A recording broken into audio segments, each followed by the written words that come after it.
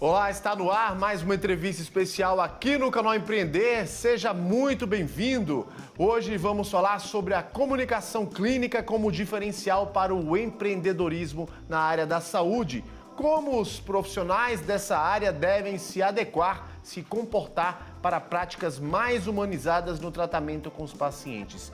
E sobre este tema, a gente convidou a Jéssica Leão, ela que é especialista em comunicação clínica. Jéssica, seja muito bem-vinda aqui ao canal Empreender para esse bate-papo especial. Muito obrigada, estou muito feliz por estar aqui, é um prazer imenso para mim, principalmente falar sobre esse tema que para mim é um tema tão importante que tantas vezes é pouco abordado, pouco difundido. Jéssica, é verdade o que você falou, a gente sabe o quanto a comunicação clínica evoluiu ao longo dos anos, mas essa necessidade de comunicar, de comunicação em saúde, na área da saúde, já existe há algum tempo, né? Na verdade, desde Hipócrates. Hipócrates foi o pai da medicina e ele, quando desenvolveu ali todas as coisas sobre a medicina como a gente conhece, ele falava que ser médico era você cuidar do outro, né? Mas com o tempo, isso foi tendo várias modificações. Do mesmo jeito que as nossas vidas todas tiveram modificações desde a época de Hipócrates, né, na Grécia Antiga, a comunicação clínica também, e a medicina também. As coisas acabaram se tornando muito mais técnicas, principalmente ali no século XVII, mais ou menos, XVI, com René Descartes, que ele fez o método cartesiano, né, uma coisa bem matemática mesmo, de vamos dividir a pessoa em vários pedacinhos. Então, uma pessoa vai ficar responsável por cuidar da cabeça, a outra pessoa é responsável por cuidar do corpo. E aqui no corpo a gente divide em muitos pedacinhos também. Então, de repente, a gente parou de cuidar da pessoa e a gente passou a cuidar dos pedacinhos da pessoa. E aí a comunicação acabou se tornando uma coisa secundária. A relação, o vínculo, a humanização desse cuidado acabaram se tornando coisas secundárias, perto da especialização, de tudo aquilo a mais que a gente precisava saber, de todas as medicações que a gente precisava conhecer, de todos os exames que a gente precisava desenvolver e pedir. E a gente chega onde a gente está hoje, né? Que é tentando realmente revisitar esse lugar que já era um lugar que existe desde o princípio, né? Nunca deixou de existir. E quando a gente fala dessa comunicação, né, Jéssica, centrada, né, adequada no paciente, a gente não pode deixar de falar aqui dessa, o quanto ela é essencial, né, para a prática clínica de alta qualidade. Exatamente. A gente tem inúmeros estudos, muita evidência científica que corrobora com a gente trabalhar com a medicina mais centrada na pessoa, a gente usar de habilidades de comunicação mais efetivas, fazem com que o paciente se sinta mais acolhido, ele confie mais no profissional de saúde, a gente tem menos processos médicos mesmo, seja por erro médico ou por qualquer outro motivo. A gente consegue garantir também que o paciente ele cumpra com o plano terapêutico que foi instituído ali de forma compartilhada, né? Porque de repente o profissional de saúde para de deter todo o saber, mas ele compartilha com a pessoa. Eu gosto muito de dizer que o profissional de saúde ele pode ser especialista em saúde, mas o paciente, ele é especialista em si mesmo, né? Ninguém conhece mais a gente mesmo do que nós mesmos, que convivemos ali o tempo todo com a delícia e com a dor de ser o que a gente é. Então, esse é um momento assim, muito importante, que se a gente vai e fala, vamos fazer então uma decisão compartilhada, vamos fazer, e aí o paciente segue aquilo melhor, quer dizer que ele vai ter melhores resultados na saúde dele. Então, não vai ser simplesmente pegar uma receita por pegar uma receita, e o profissional de saúde achar que, olha, arrasei, fiz tudo perfeito, entreguei a receita com o meu melhor conhecimento técnico. E aí o paciente sai do consultório e faz o que com a receita? Joga fora. Ou não entendeu direito e usa de forma inadequada. E tem estudos que mostram o tanto que isso gera gasto, tanto que isso onera o sistema de saúde. Por quê? Você vai tomar uma medicação errada, quer dizer que você não vai tratar aquilo que você deveria estar tratando. Então você pode piorar daquilo, pode precisar de uma internação. Ou você toma a medicação de forma incorreta e aí você tem um efeito colateral a mais do que você não deveria ter se estivesse usando da forma certa, né? Então são muitas nuances que às vezes a gente acaba esquecendo e pensando que o básico mesmo é só saber a clínica, a técnica, né? E o quanto essa comunicação efetiva, né, Jéssica, ela tem mudado, principalmente com toda essa transformação digital que a gente vem aí, né, convivendo dos últimos anos para cá, principalmente depois da pandemia, né? Demais. Demais. A gente antes já tinha que ter uma preocupação muito grande com as questões que envolvem a comunicação. Agora, além de ter essa preocupação, a gente ainda precisa se preocupar em como fazer, aonde fazer, né? Como que eu vou fazer um atendimento remoto, por exemplo? O que eu vou fazer de diferente nesse atendimento remoto que na prática presencial, que é aquela que a gente aprendeu durante a nossa faculdade, durante as nossas especializações, a gente não aprendia isso. Mais ainda, como que eu vou usar as mídias sociais a meu favor, né? E não contra mim? Como que eu vou demonstrar coisas que acontecem ali na minha prática médica para tentar mostrar para outras pessoas como eu tenho feito, como tem sido a minha vivência numa mídia social, por exemplo, sem ferir a ética, sem demonstrar o quanto a gente consegue fugir da noção mesmo, né? Acho que não existe nenhuma outra palavra mais técnica para eu dizer do que sem noção. A gente observa tanta coisa absurda acontecendo e hoje em dia os pacientes eles têm se utilizado muito dessas práticas mais tecnológicas das mídias sociais ou das demais mídias para conseguir encontrar um profissional de saúde que eles gostem, que eles se sintam acolhidos, porque saúde é isso. Não é simplesmente existir um profissional de saúde e um paciente, né? Tem que existir o profissional de saúde para aquele paciente e aquele paciente para aquele profissional de saúde. Claro que algumas pessoas vão gostar mais de um profissional de saúde que seja assim ou assado, e outros vão gostar de outro jeito. Então, por isso que a gente tem sempre que estar ligado em quem nós somos, né? Qual é a minha personalidade enquanto profissional de saúde? Qual o tipo de paciente que eu estou buscando encontrar? Porque é assim que a gente vai conseguir lidando com todas essas tecnologias que vão surgindo mais do que a gente consegue acompanhar, não é mesmo? Sim, com certeza. Até porque, como você bem falou, hoje é possível a gente aqui, nós pacientes, né, e vocês, profissionais da área da saúde, a gente hoje consegue se conectar, né, e ter ali uma consulta totalmente virtual online, né, como a gente está fazendo agora, né, uma entrevista aqui, esse bate-papo de forma virtual, né, então isso também já é possível na área, no campo da saúde, né, Jéssica? A gente tá em casa, no nosso conforto de casa e poder receber todo aquele atendimento, aquele cuidado, aquele carinho do profissional da área da saúde, né? E eu vou até acrescentar uma coisa, Bruno, que eu acabei de lembrar, que isso também, esse aumento no acesso às redes sociais, né, à internet, à informação, é um aumento no acesso para nós, profissionais de saúde também, mas principalmente para os pacientes, né? Os pacientes agora, eles não precisam mais escutar uma coisa como se fosse uma verdade absoluta. Eles podem ir lá e digitar no Google e pesquisar sobre aquela coisa, e podem pesquisar sobre aquela medicação. E isso, para alguns profissionais, grande maioria dos profissionais que não obtiveram técnica ou habilidade de comunicação suficiente, é tido como algo ruim. O paciente ser autônomo do seu cuidado é tido como algo ruim, inclusive chamado de inúmeras formas pejorativas, como aquele paciente chato, aquele paciente que vem com uma lista de coisas. Enquanto, na verdade, não. É um paciente que ele conseguiu acesso e que ele também tem as próprias dúvidas, tem as próprias questões que ele quer esclarecer. E nós, como profissionais de saúde, a gente deve se adequar a essa nova realidade e realmente tentar acessar o paciente da melhor forma possível. É um paciente realmente que trouxe uma bíblia impressa do Google para poder discutir sobre alguma coisa que ele ficou preocupado e talvez nem é aquilo que está gerando preocupação na gente? Talvez, mas isso quer dizer que eu vou anular a preocupação do paciente, eu vou anular as expectativas dele? De forma alguma. A medicina, e a medicina aqui eu falo como um todo, né, para todos os profissionais de saúde, ela deve ser sempre centrada na pessoa. Então, por mais que aquilo ali pra gente não faça muito sentido naquela hora, a gente deve fazer o quê?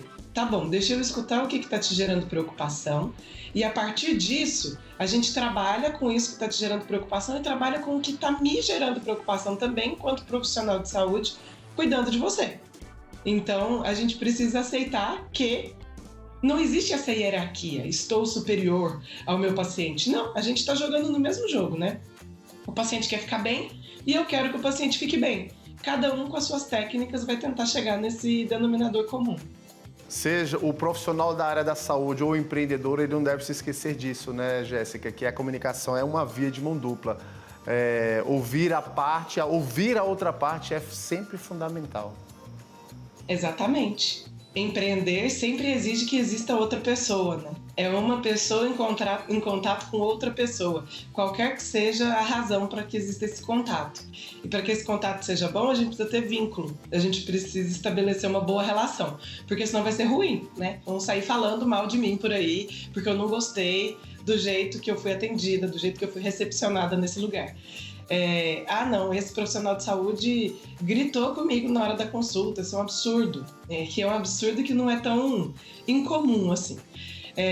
O profissional de saúde nem ouviu o que eu tinha para dizer, então eu não quero ir nele. Olha, vai nessa aqui, que essa aqui escuta. Então, assim, daí a gente já vê o poder também que tem a comunicação para o marketing ser mais efetivo também, né? A comunicação efetiva gera um marketing efetivo, que gera um empreendedorismo mais efetivo.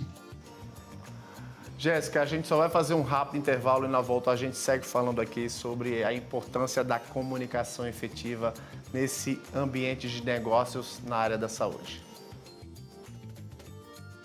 E para você de casa, não sai daí, a gente volta daqui a pouquinho.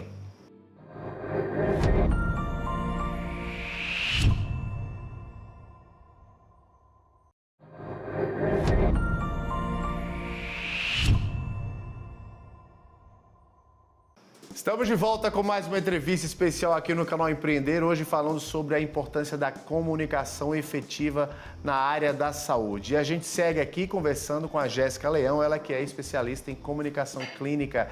Jéssica, a gente falava no bloco anterior justamente sobre a importância, né, desses profissionais da área da saúde que buscaram nesse segmento um caminho para empreender. E sobre a importância da saúde, a gente sabe que muitas pessoas elas têm procurado sim por negócios que ofereçam, né, produtos, serviços para melhorar a qualidade de vida das pessoas, né? Exatamente. A experiência do cliente, que no nosso caso que é a experiência do paciente, é fundamental para que a gente tenha um bom serviço em saúde, qualquer que seja esse serviço. Esse serviço pode ser público, pode ser privado, pode ser saúde suplementar, tanto faz. Mas a gente precisa conseguir garantir que esse paciente ele se sinta acolhido.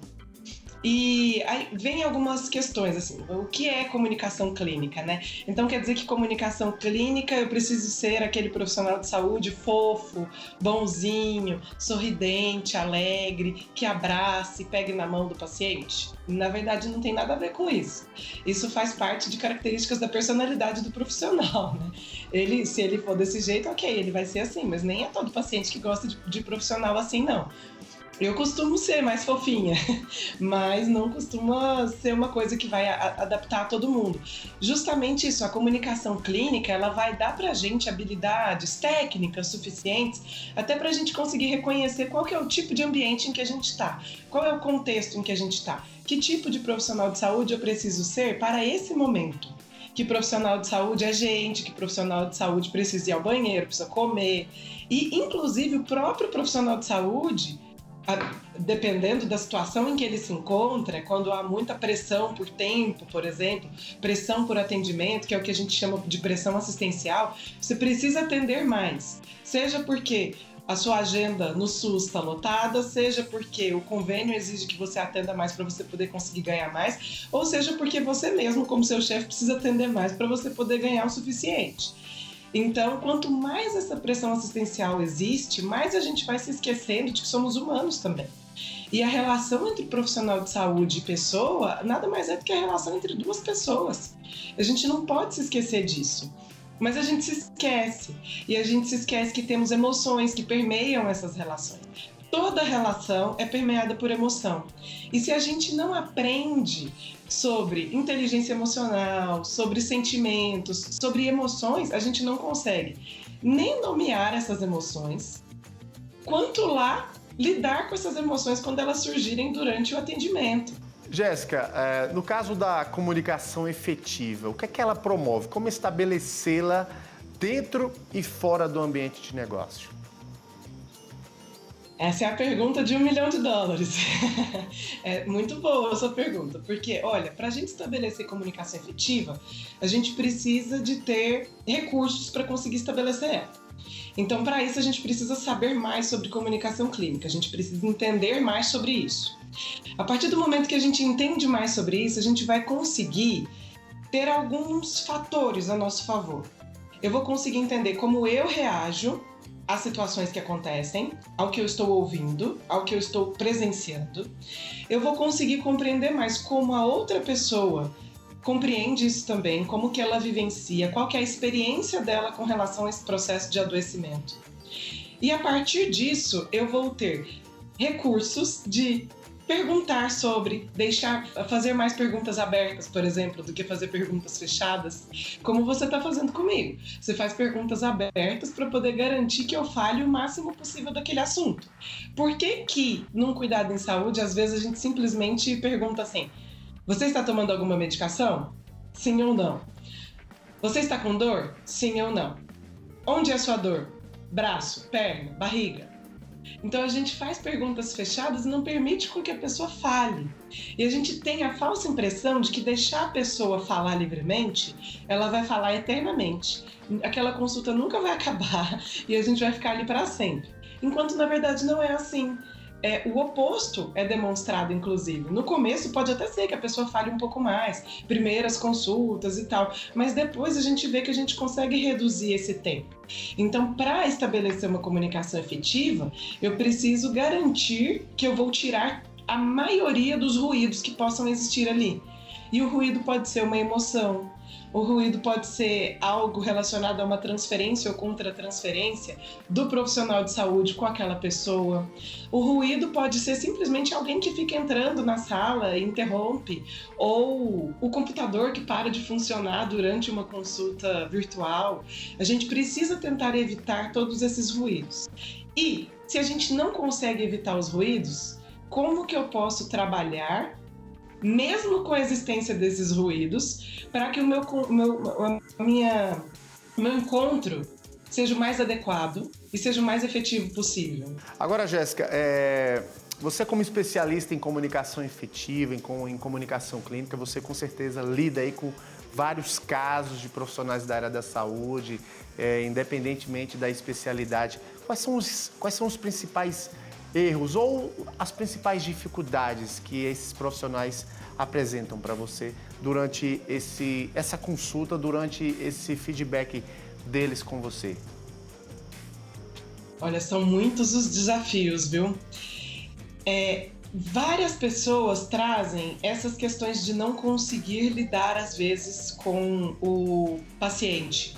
Seja porque o paciente tem porque há uma dificuldade de comunicação, né? Às vezes há uma dificuldade do paciente em ouvir, em entender, há uma dificuldade em mim de falar com aquela pessoa dentro do contexto sociopolítico, econômico, cultural em que ela está inserida, que tudo isso gera muita diferença para a gente. Então, essas questões que envolvem a relação, normalmente são questões que surgem muito como desafio.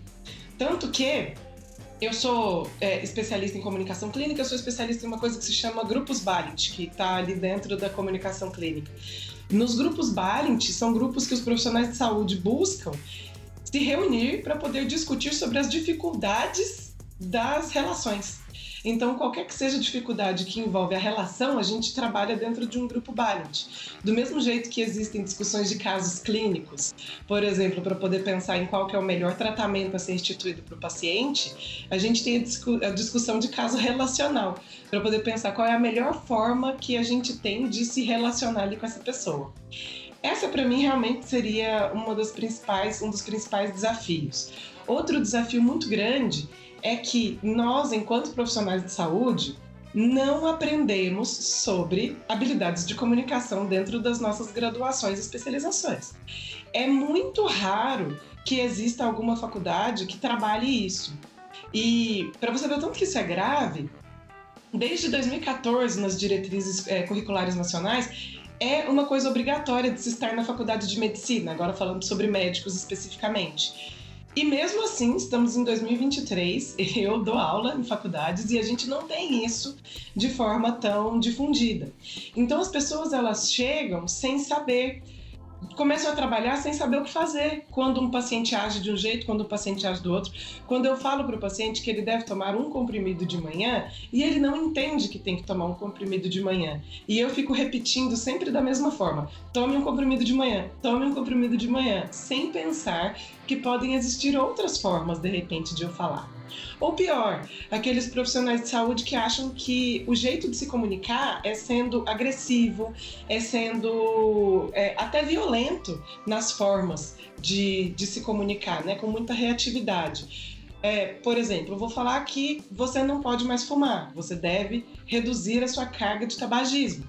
Ok, a gente sabe, todo mundo sabe que fumar faz mal. Isso não está fazendo ninguém parar de fumar. Se eu virar para você e falar assim, você vai morrer, você tá errado, você vai morrer amanhã se você não parar de fumar, isso também não vai fazer a pessoa parar de fumar. E como a gente percebe, né, Jéssica, principalmente nós como pacientes, a gente enxerga nitidamente essa diferenciação quando a gente faz um atendimento presencial e um atendimento virtual. E aí eu te pergunto, esse profissional que está aqui nos assistindo, que tem essa barreira a ser resolvida, essa questão com o paciente, justamente que é primordial, né? Não só o atendimento, mas a identidade visual, a apresentação do espaço físico, envolve um contexto como um todo, desde a equipe de colaboradores, a apresentação, né, da logo, da marca, né, do nome desse profissional. O que é que ele deve levar em conta? O que se deve levar em conta quando a gente fala especificamente dessa comunicação, para que ela venha a ser uma comunicação clínica mais efetiva? É o atendimento presencial? É o atendimento online? Ambas os atendimentos, porque é claro que nós consumidores, nós pacientes, desejamos, né, sempre um atendimento de excelência, né? Um atendimento com respeito, com educação, né? Exatamente. E aí eu vou dizer a resposta que eu não sei se é que todo mundo quer ouvir. Depende de tudo. Realmente a gente precisa garantir que o todo seja muito bom. O encontro clínico, né, que é o que a gente chama de consulta, começa muito antes de a gente estar ali dentro do serviço de saúde. Começa até chegar lá. Como foi o agendamento? Eu demorei muito para conseguir agendar, demorei muito para conseguir uma vaga. Quem foi a pessoa que agendou para mim? Como foi que agendou? Quando eu chego no serviço de saúde, como é que tá? Tá arrumado? Não tá arrumado? O elevador tá estragado? Tudo isso pode interferir na minha experiência. Pode até ser que a consulta seja excelente mesmo, mas essas coisas vão interferir na minha experiência de alguma forma. Então a gente precisa estar atento a absolutamente tudo isso. Não tem como a gente dissociar e falar, não, tá bom, então eu vou tentar conversar da melhor forma possível aqui dentro do meu encontro clínico. Não vai adiantar se eu não estiver atenta ao que aconteceu antes do encontro clínico. E a gente precisa pensar também no depois desse encontro clínico, né? Depois desse encontro clínico, não adianta simplesmente eu falar, mandei a receita aqui para o paciente. Será que esse paciente recebeu essa receita que eu enviei de forma online? Ou será que ele consegue entender tudo que eu escrevi ali na minha receita que eu entreguei para ele pessoalmente? Ou várias outras coisas. O exame, será que eu pedi o exame para ele, ele vai conseguir fazer o exame de uma forma mais rápida? Eu consegui indicar algum lugar para ele poder fazer o exame? Ou não? Ou eu indiquei um lugar que não vai ser bom, de repente eu indico um lugar que não vai ser bom, e esse paciente vai associar isso também à experiência que ele teve dentro do meu encontro clínico. Então a gente não pode parar de pensar que o encontro clínico ele está antes do encontro, durante o encontro, depois do encontro. E a gente vive essa relação sempre. Por mais que o paciente seja um paciente que a gente atendeu no nosso dia muito lotado, para ele aquela experiência é única. Ele separou uma parte do dia dele, da vida dele, para poder estar ali com a gente naquela hora. Perfeito, dicas importantes aí para quem está nos assistindo, para esse profissional da área, independentemente da especialidade. A Jéssica Leão, ela que é especialista em comunicação clínica, sempre ajudando aí esses profissionais da área a proporcionarem uma comunicação mais efetiva, mais humanizada com os pacientes em todo o país. Jéssica, muito obrigado aqui pela sua participação conosco nesse bate-papo, nessa entrevista especial aqui no canal Empreender. Eu que agradeço. Até a próxima. Muito obrigada pela oportunidade. Até. Tchau. E para você de casa, muito obrigado pela sua audiência, pela sua companhia e fica o convite para a próxima entrevista especial aqui no canal Empreender.